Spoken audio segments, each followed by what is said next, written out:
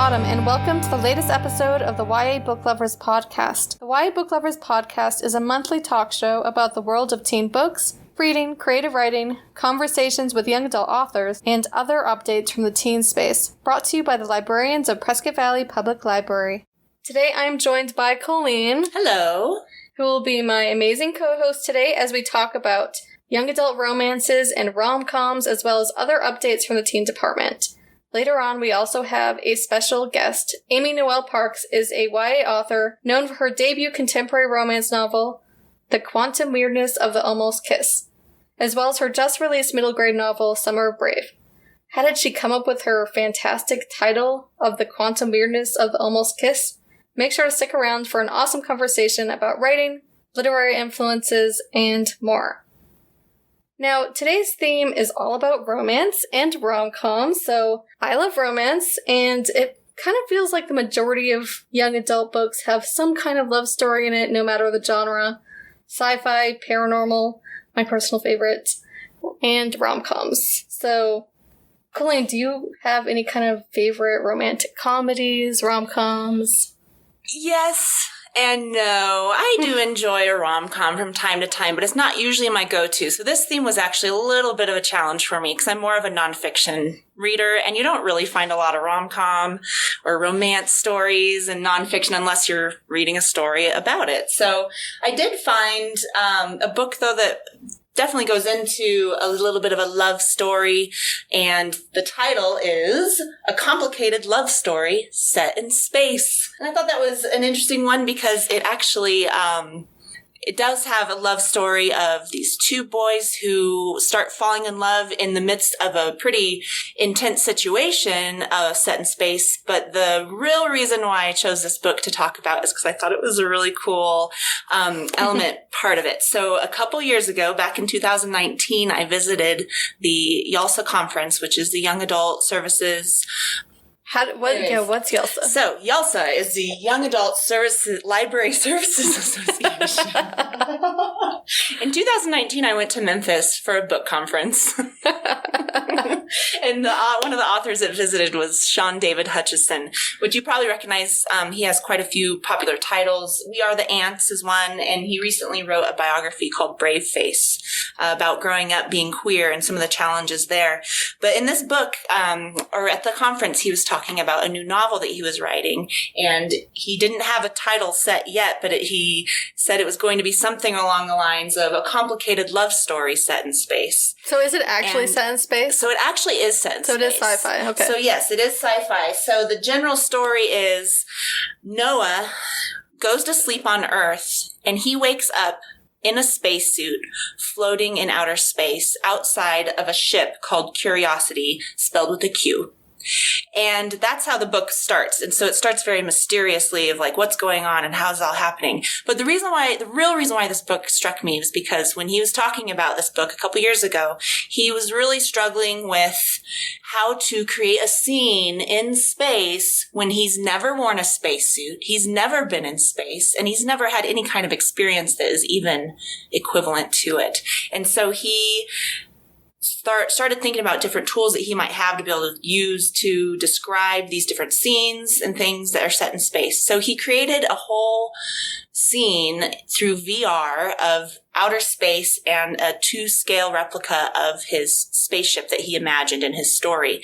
And through this VR program that he created, he was able to actually walk from one end of the ship to another and have this sort of space-like experience to be able to start describing these scenes that he wanted to create. And I thought it was such a neat way of using the technology that we have to actually write stories. And it really gave me a cool new sense of, how do writers create their stories? Yeah, new kind of research. So that's pretty cool. I mean, I like writing stories, so I'm now interested in creating my space and see my surroundings, see what everything looks like. Absolutely. That's really cool. I'm maybe I can write a story in space.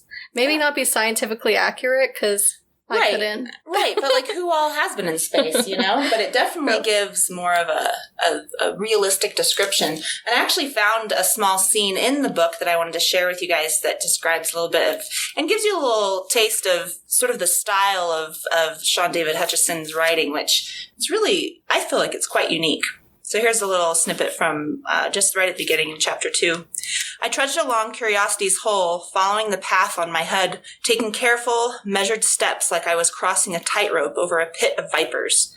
It was eerie not hearing anything outside of my own breathing inside the suit. I could feel the impact of my boots attaching to the metal hull, and my brain expected to hear the sound of each step and didn't know what to do when it didn't. It left me feeling unsettled and anxious.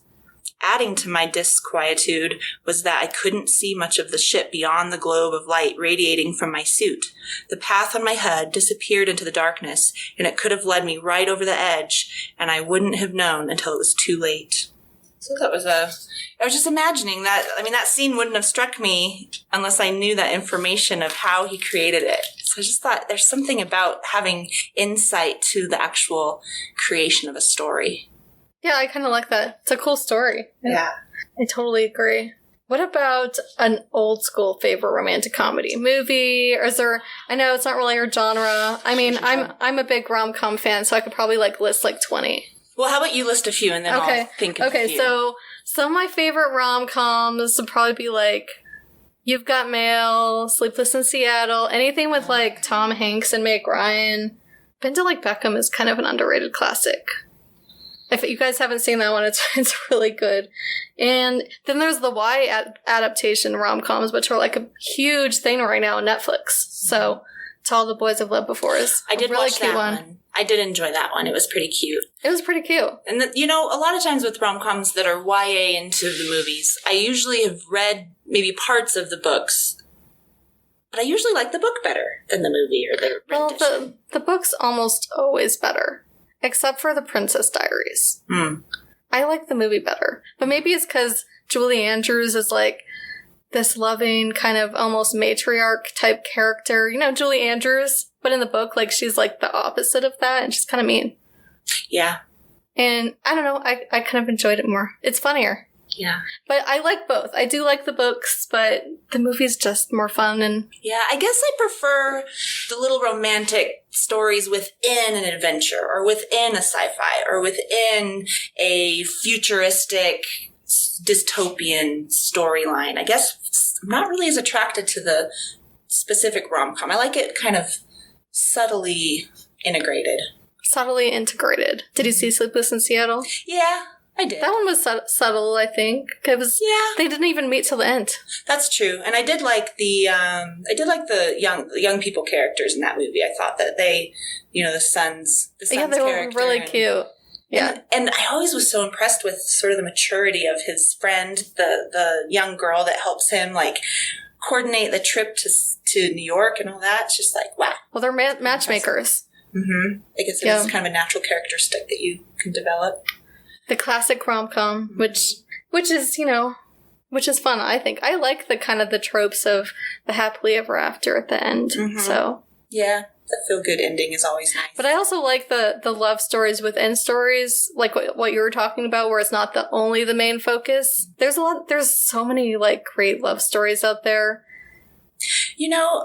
I keep thinking, I'm trying to think of, a good example of a rom-com movie that I like, and I'm just really struggling with it. But the book keeps popping into my mind by, the book is The Sun Is Also a Star. Oh, I know what, Nicola Yoon. Nicola Yoon, yes. So she wrote an incredible story, and that one did get turned into a YA. I don't know if it's Netflix or just other. I think it might just be a regular movie release. Mm-hmm. But I have not yet seen the movie, but the book was precious. It was such a sweet story, and it wasn't all, I don't know, it wasn't your typical romance story. And I guess it wouldn't really be a comedy either, but it's such a sweet story. And I listened to it on audiobook, and I just need to do a quick audiobook plug. Listening to audiobooks is totally a way to read. I know a lot of people debate that an audiobook is not a good way to read a book. It absolutely is. And I think, especially with the way that they create really imaginative productions with audiobooks now, I think that it really creates new levels of listening to the story. I know with The Sun Is Also a Star, they use different voices for the different characters, and so you really were able to connect with the characters in a different sort of way. And So I strongly recommend that book. It was just really, really excellent. Yeah, that one's been on my to-be-read list for a long time, and I haven't watched the movie either, but I think I'm waiting to read the book. Yeah. Because it's been on my pile. Mm-hmm. So I think you should bump it up on your list a little bit. I need to bump it up. I know. So many people have recommended that one to me, and yeah, I've heard a lot of good things. So, any favorite young adult couple or duo in reading? Yes. So like I was saying, I like a little bit of a romance story sort of inserted within others. And I also do, on top of nonfiction, I do enjoy reading science fiction. Light science fiction. Yeah. But one of my favorite authors, because of these books, is Marie Lu. She really has an incredible way of telling a story, and she does write a lot of series, 2, 3, 4 sets, and this particular one is a duo, and the first one is called Warcross, and the follow-up is called Wildcard. And this book was really excellent. It was one that I think we had done a previous podcast a couple years ago on it because I just loved it so much. We were chatting about it. And it is a fun story of these, let me see, where do I begin? So Warcross is a game in this book. It's a sort of VR, completely immersive game that had become really, really popular in this storyline. And it started out as just a game and then had moved into all different areas of life where millions of people tap into this game. Well, the game is Warcross, that's right. And Amika is the main character of this book, and she is a bounty hunter. And part of her bounty hunting job is to find people who are illegally gambling on the game of Warcross, because it is such a popular game throughout the world that they have to regulate it, and there's lots of industry and money-making going on throughout. And so she ends up accidentally hacking into the world championship of this game and becomes an overnight sensation. And so the whole story goes along with her personal computer hacking skills. She's just really an amazing coder, and she sees things and she's able to figure out the game and hack into it and becomes a prominent player. And the romance element, I don't know how to explain it without being a spoiler. So I'll just say there's a cute little romance sort of story embedded with it, but it is an excellent duo, and Wildcard really wraps it up and has some really interesting and fun twists and turns for the story. I'll have to check that one out too. Sounds fun. Mm-hmm. Sci-fi and romance I actually think goes really well together. Mm-hmm. I agree. Mm-hmm. Some of my favorite YA couples, I'm going to go way back because it's ones that I think about for a long time. I can go all the way back to the Vampire Diaries. You know, I'm going to do the Stefan, Elena, Damon, Bonnie quadrangle. Totally fun. I'm still waiting on the ending after all these years. The original writer to come and give us an ending. So, who does... Oh, they haven't wrapped up that storyline. They did originally, but then she came back and opened it back up, and she originally ended up with Stefan. So, if anyone watches the TV show, they'll have kind of an idea of what I'm talking about. But it's a vampire romance, where a human, Elena, falls in love with a vampire, and then it turns into a triangle with the other vampire brother. Oh. And then her best friend Bonnie also kind of falls in love with Damon, and so it turns into this kind of quadrangle. But in the original, she ends up with Stefan. I'm just putting that out there. Everyone knows about Vampire Diaries these days. But not spoiling it. I don't think I'm spoiling it too much, since there is no ending now, and it's opened it back up, and now we don't know who Elena ends up with. Do you know, is there much fan fiction for that storyline that's out there? I'm sure there's a lot of fan fiction. Yeah. So maybe one of the fans will come up with a good ending that they can tap into. Maybe. To wrap it up. Yeah, maybe. Or maybe just continue to allow the story to unfold. The world has created this, it's its own universe, I guess I could say. It's turned into its own thing. Mm-hmm. So that's one of my favorite kind of YA, I would say not couples or duos, but several characters. Something growing up. Collection. But I also really love Tris and Four from Divergent. Oh. Yeah. I really, really like them. I won't go into the spoilers of the horrible ending, but They are a really awesome couple. Great chemistry. I kind of like that whole dystopian romance thing. It's similar to sci-fi, and it just works really, really well together, I think. Because you have that unique setting to set up the love story. Mm-hmm. So, yeah, that's definitely one of my favorites. Any other favorite romantic couples, all of literature, any movies, anything that... I recently started reading some of, this is old school as well, Tamara Pierce, or Tamara Pierce, I guess she pronounces her name, Tamara Pierce. And so it's with Elena is the character, and she is a young knight, or she wants to be a knight, and... Oh, wait, I remember this one. I've read it. Mm-hmm. Yeah, it's good. Yes, it is. And because she's a girl, she has to pretend that she's not, pretend she's a boy throughout this whole knight training, but she proves herself to be an excellent knight. And eventually, it does come out that she is a woman, and there's, the romance is sweet too. Oh, but I can't remember the name. See, I'll read a story and I'll know I loved it and I'll tell everyone about it, and then they'll say, well, what it's about? And I said, I don't remember, but I know it was wonderful. And I think I never remember characters' names unless I reread it all the time. Yes, same. Yeah, I have to read it more than once for the character's name to actually stick with me. Yeah. Yeah. But Elena, I think it's the Warriors of Small Things. I don't sound like a very informed librarian on these stories. Well, maybe after we can share some of the books we talked about. Yeah. We can share some of the book titles and covers. Yes. So you guys can know what we're talking about. Some great book recommendations. It won't be so mysterious.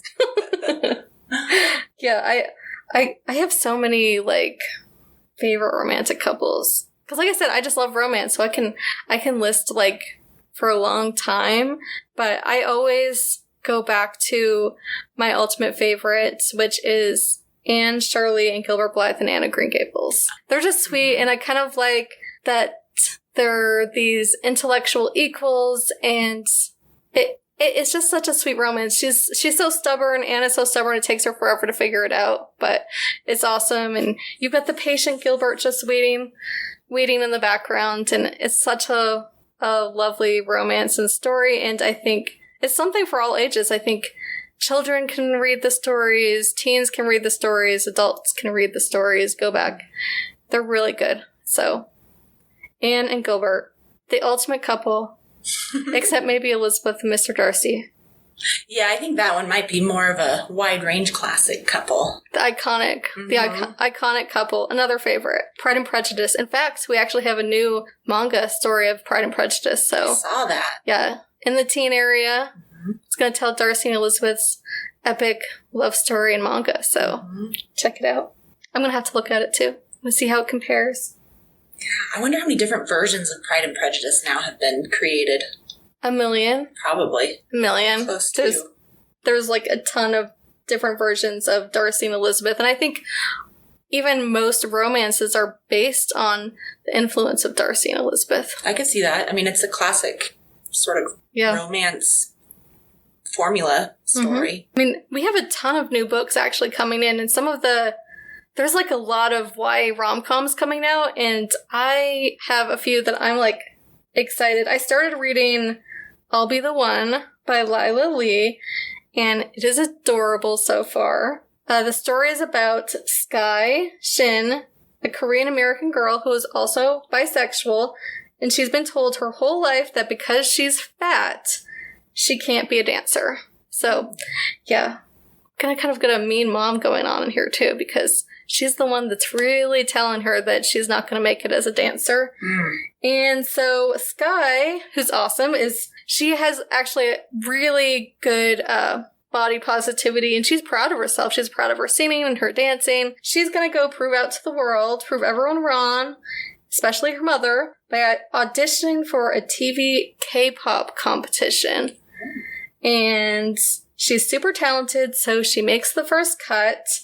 And it's there that she meets Henry Cho, who is a famous Instagram star, who also makes the cut and becomes her dance partner. Oh, cool. Yeah, and so it's I'm only like halfway through so far, but I'm excited to see where it ends up. But the rom-com is really cute, and I like the whole body positivity aspect of it, and how she has a lot of self-confidence, and I really like that. It's a really cute book. I really recommend it. I'll Be the One by Lila Lee. There's a couple other rom-coms that we have that also sound really cute. And because I love everything British, these are both British romances, so just putting that out there. A Cuban's Girl's Guide to Tea and Tomorrow is about a girl whose parents sent her to England for a few months, and there she meets a cute tea shop clerk and falls in love. So it's all about tea and romance. Cute. Yeah, which I think is adorable. And there's the other book with a British romance that just came out is Hot British Boyfriend. So I saw that one on the shelf. It's cute. It sounds so cute. But it's about Ellie, who studies abroad after a devastating crush goes terrible, and where she creates another crush. And with the aid of a classmate, he's supposed to help her win over her British crush as they travel around the beautiful British countryside. That does sound cute. Yeah, though I'm not sure if the romance is going to be with the crush or the classmate helping her. Oh. So could be a potential plot twist there. Could be a plot twist. I don't know. We'll see. Or a possible love triangle? Maybe? Possible love triangle. I don't know. Cool. Yeah. I think that one sounds fun. It kind of has that To All the Boys I've Loved Before kind of sound of maybe getting some help and then falling in love possibly with someone else along the way. I don't know. We'll see. A new love interest. A new love interest. Aside from a ton of new young adult romances at Prescott Valley Public Library, we also have a couple of new young adult programs we want to share with everyone. So, Colleen, you want to tell everyone about our Earth Day fashion show and how they can get involved? This one I'm really excited about. I do. I'm really excited about it too. So for those of you who know me, I am an artist and I love to do sewing and cosplay, creating fabrications of crazy projects and costumes and all kinds of things. And so we are creating a program in honor of Earth Day on April 22nd, and we're going to have a virtual fashion show, and it's a recycled fashion show. So the idea is that the participants who are creating these ensembles will create all of their items out of recycled items as well as reused and repurposed fabric that can be collected in various ways, thrift shops, yard sales, old clothes and materials that you might find around the house. Keep in mind, though, if you are going to cut up any clothes or items that belong to you or others, make sure you have permission to do so. You don't want to start cutting up too many things without ask permission. That's right. But this show is going to be a lot of fun. In addition to the ensemble, the participants are also responsible to create their environment and background. So with it being a virtual show, they'll create either a digital background from original art, or they can also create a physical background with materials that are also recyclables and repurposed fabrics. So this program will be, like I said, on April 22nd. Our registration actually is closed at April 19th. So you could have up to just a few days before the show to register. However, keep in mind that some of the factors that we'll be judging on are construction and quality of the ensemble and some other aesthetic qualities and things. So keep in mind, you want to make sure you give yourself time to create your project. And if you have any questions about that or you want more information, go to our website, pvlib.net/teens, and you'll find a link to the recycled fashion show with more information as well as a registration there on our website. So come take a look at that and register to participate if you are into fashion and design. And maybe you're into fashion and design, but you're not necessarily interested in participating, and that's okay too. You're welcome to also watch the fashion show, and we will have a link for that to register as a audience member as we get a little bit closer to the show. Yeah, so please register. We'd love to have you. Yes. A different program we have going on in April is a brand new teen program for mindfulness for teens, and this was actually planned by the Teen Advisory Board. Yes. So they came up with this really great idea of just kind of checking in and seeing how everyone's doing. just because, we've all been kind of stressed out this year. And so we're going to do a little meditation and we're going to give out mindful journals. So if you register, you can come by the teen department, pick it up, and we're going to do some mindful writing prompts. So I'm really excited to delve into some of those fun topics. I am too. And it's been really inspiring to see the teens request this. So teens creating programs for teens, and it's going to be just a really good space. So for more teen programs, as well as the ones we talked about today, you can register online at pvlib.net/teens. All right. Well, thanks, Colleen. Yeah. Thank you, Autumn. This was fun. Yeah. For our final segment of YA Book Lovers, we're excited to welcome young adult author Amy Noel Parks to talk about her debut contemporary romance novel, The Quantum Weirdness of the Almost Kiss. Amy is an author, an associate professor of elementary education at Michigan State University, and likes to write stories about smart girls falling for feminist boys. Her debut novel, The Quantum Weirdness of the Almost Kiss, was released in January. Amy, thanks for joining us today. We are thrilled to have you with us for our second episode. Can you tell us a little bit about your background? Sure. I was a former elementary school teacher, and for about the last 15 years, I've been working as a professor in a college of education. And primarily, I help people who want to be elementary teachers learn to teach math. And then I also live in Michigan with my husband and 2 daughters. That's great. When did you first realize you wanted to be a writer? And what is it about young adult novels, romance, and rom-coms that speak to you? So I think that I am a writer, who was a reader first. I think there are some people who grow up with a notebook in hand and they always know they want to tell stories and, see their name on a book. And that really wasn't me. But I am someone who has been reading all of my life. And especially, I think, happy stories. Sometimes my work can be really emotionally demanding. There are a lot of schools out there that aren't doing a great job serving kids. And so it can be discouraging to get up and do what I do every day. And happy books have always been this place where I recover. And I think at a particularly low point in my life, just reading books wasn't doing enough. And so I thought, well, maybe I could write one of my own.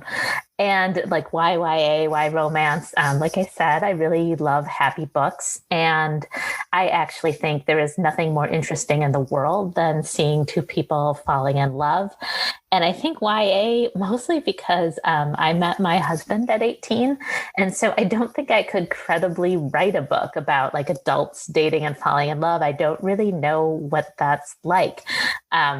So it's just much easier to stay in that YA range. Oh, that's a cool story, though, about your husband. That's really cool.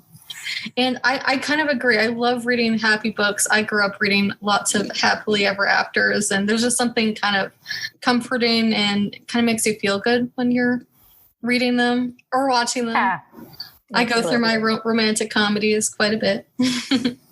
So it took you a while to become a writer, to decide you wanted to become a writer, but when did you then write your first story and how old were you?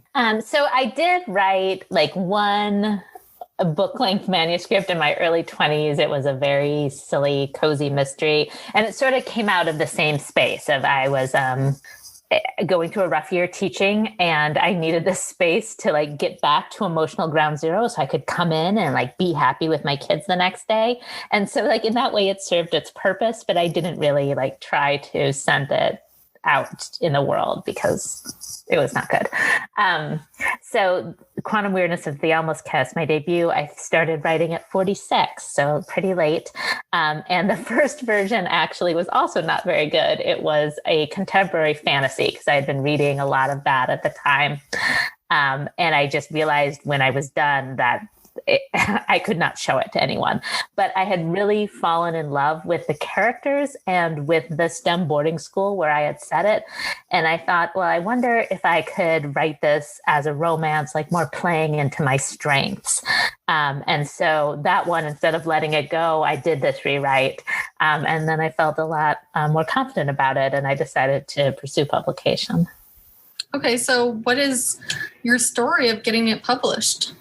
Well, so first I'll say that, and I would not recommend this to others who are looking to get published. Like, I knew absolutely nothing. I was not on Twitter. I wasn't on Instagram. I didn't have any social media. I didn't know about like Absolute Write, which is a website for writers, or Query Tracker, which is a website that helps writers find agents. So I just went to the library and I got books out about it, and I followed the directions in the books.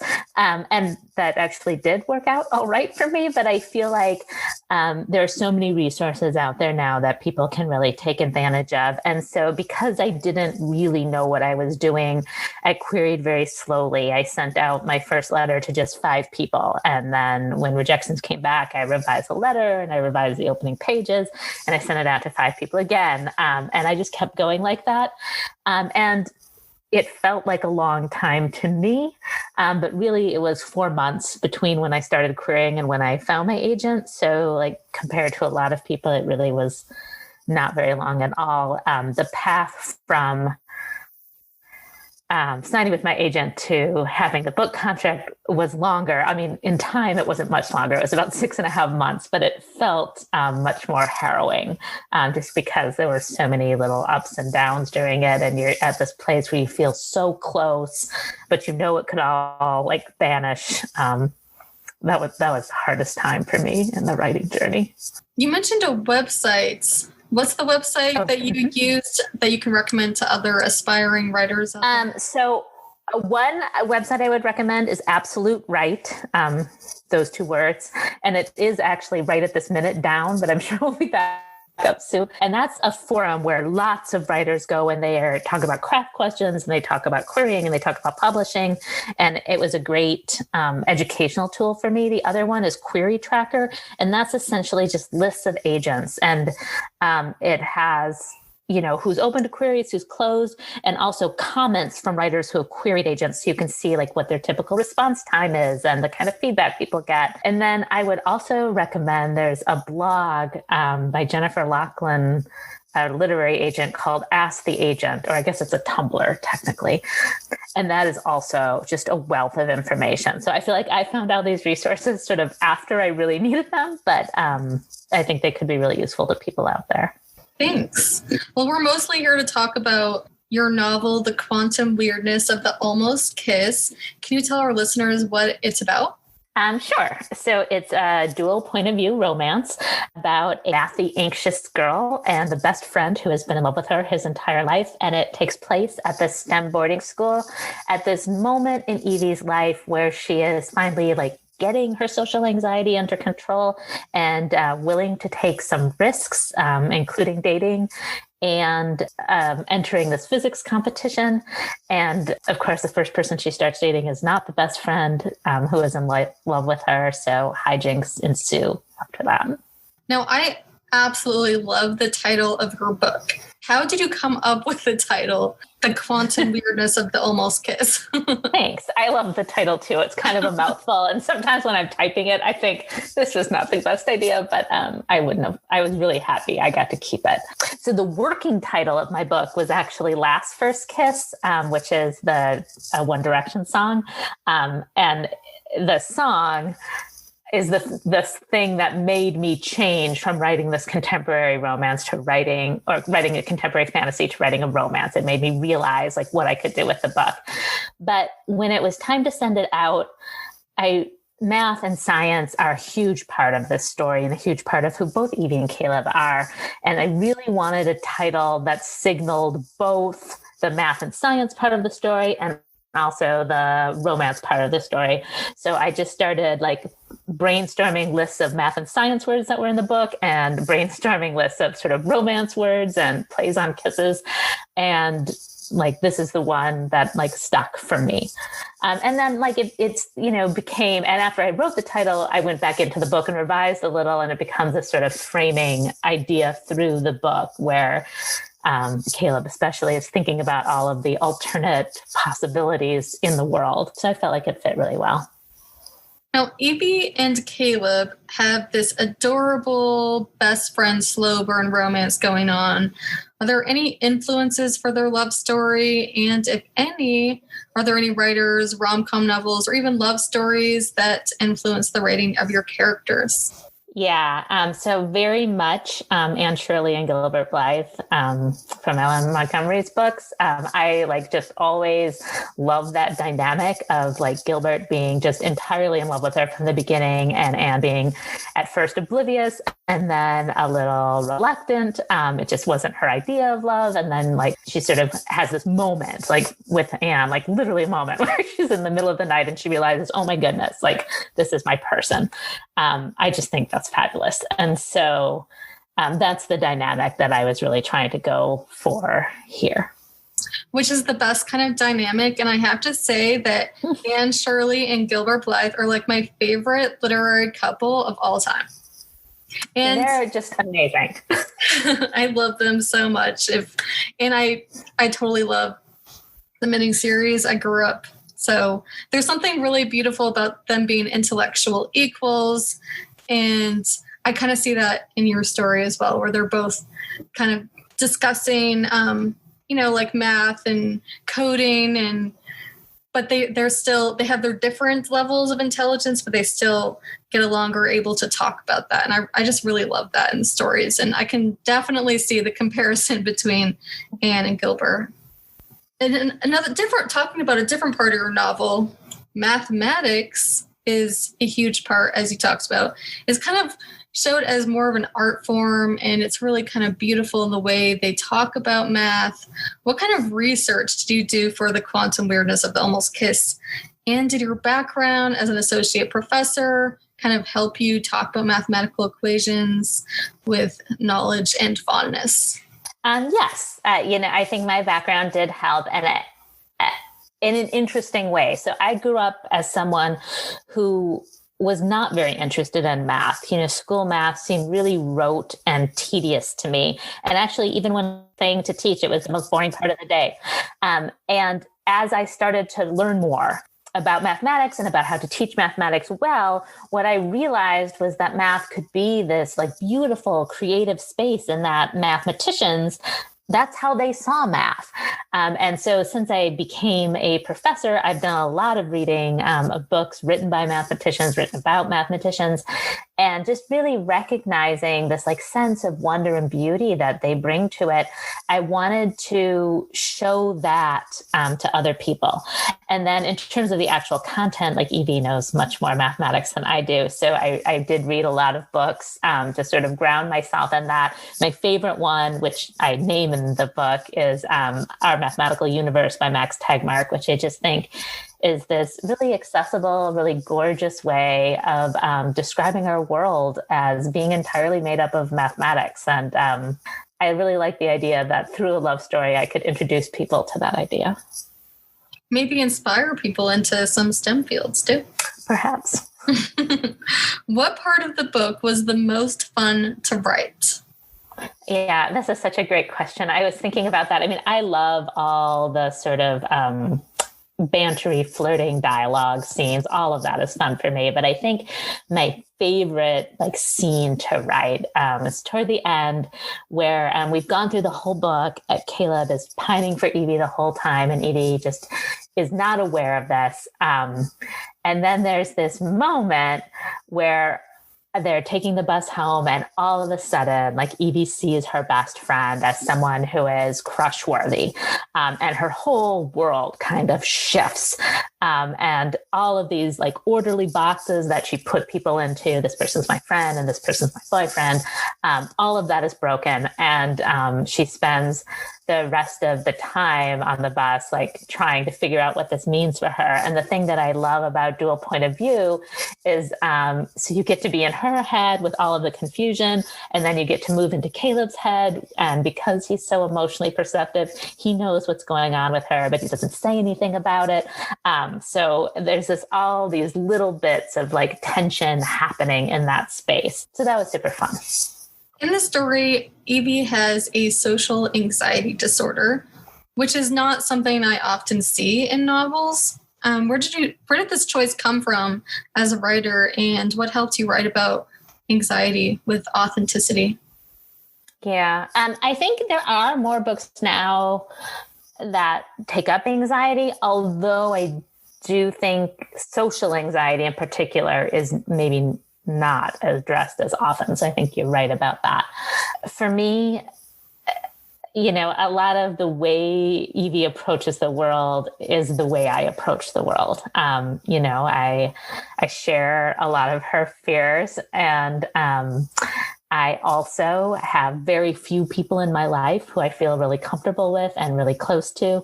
And I don't like being around large crowds of people or even strangers. So like when I first wrote it, I don't know if I even named like social anxiety as something that was happening. I just wrote the character. And then I sort of realized like the power that we could get of putting a name to it on the page, and of maybe making therapy a little bit bigger part of the book, and helping, other people who are coping with this realize that it's not uncommon and that there are ways through, and helping people who aren't coping with this maybe understand what was going on. Because for people who don't experience social anxiety, Evie's behavior can read as really inexplicable. They don't understand, why she is standoffish with a lot of people. And so by putting it on the page, I think it made her a more empathetic character for everyone. I think so. I definitely think that if there's any teens reading the book that maybe they're suffering through similar things and they don't know what the name for it is, could be something that they look into. And I think it does make her more empathetic as a character. And I think it's important to talk about some of these things like social anxiety disorders. And like you said, we do talk about anxiety in books, but social anxiety is not something that often gets addressed. So thank you for that. I think it was great. Now, while we're mostly here to talk about young adult books, you also just released a middle grade novel, Summer of Brave, which is also an April Junior Library Guild selection. So congrats about that. Can you briefly tell the listeners what it's about? I will. And I'll say, like, since we are focused on YA, that this is a very YA middle grade. So it's upper MG, and is taking up a lot of the things I think you would take up in YA in just a, the younger developmental grade band, I guess. So Lila, the main character, is a quiet, introverted, people-pleasing girl. And she feels really caught between her parents, who have a lot of opinions about what she should be doing academically and who are divorced. And so she's negotiating that. And then her very extroverted friends, who also have a lot of opinions about what should be happening. And then so she is telling all these white lies to just make everyone happy, but that stops working for her because she has to make this decision about where she's going to go to high school that might make a lot of people unhappy. And she starts feeling this crush for one of her best friends. And so not saying anything is not making her all that happy. And she has her first experience with catcalling, and she has to decide who, if anyone, she's going to tell about that. And so the story is really about her developing the strength to speak up to the people she needs to speak up to. Okay. Now, March is Women's History Month. So do you have any influential female writers on your storytelling, or even influential female mathematicians that helped influence your novel? Yeah, both. I mean, so I mentioned L.M. Montgomery. The Anne of Green Gables books are a fixture in my life and in my writing. Madeleine L'Engle is also like one of my heroes. I have always loved the ways that she brought mathematics and science into her contemporary stories. And that's definitely something that I want to do. And then there's an adult writer named Elizabeth Peters, who was an archaeologist, but she also wrote these sort of very light romantic mysteries. And I also really admire the way she sort of integrated all this academic knowledge into these very fun, silly stories. And I think like that's a model for me. And then in terms of mathematics, Evie is a big fan of Emmy Noether, who wrote proofs around mathematics and around physics, and did it at a time where she couldn't even get a real appointment at a university because she was a woman. And then I'm also a huge fan of Ada Lovelace, who lived in the 1800s and wrote really the first computer algorithm before computers were ever invented. She was a brilliant mathematician, but she was also a countess, and she was beautiful, and she loved fancy dresses. And so she sort of just blew apart all these stereotypes of what it means to be a woman in mathematics. Are you working on any other novels? What's next for you? The next one will be another young adult romantic comedy due out in spring in a year. And it is called Leah and Beckett's Abracadabra. And it's another contemporary romance about two kids who live in this magic-oriented resort town from sort of rival magic families. And they enter this competition and then fall in love. Oh, that sounds really cute. Looking forward to checking it out. You mentioned romantic comedies again. Do you have a favorite romantic comedy? I think my favorite romantic comedy is Dash and Lily's Book of Dares. I just think, first of all, I always love dual point of view. I think that's so fun. I think the romance in there is really sweet. And then I think they do humor almost better than anyone. Like the tricky thing about a romantic comedy, I think, is to really do funny. And there's a scene in Dash and Lily where Dash is sitting on Santa's lap trying to get the journal.